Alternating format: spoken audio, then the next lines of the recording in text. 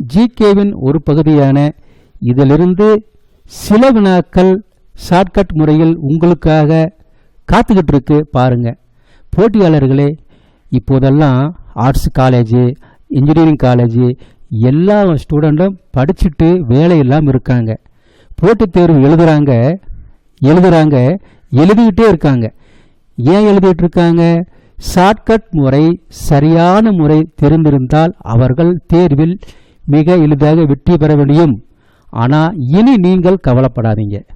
மற்றவங்கள மாதிரி நீங்கள் வருஷம் பரீட்சை எழுதுங்கிற அவசியமே இல்லை. கஜினி மாதிரி படையெடுக்க வேண்டாம்.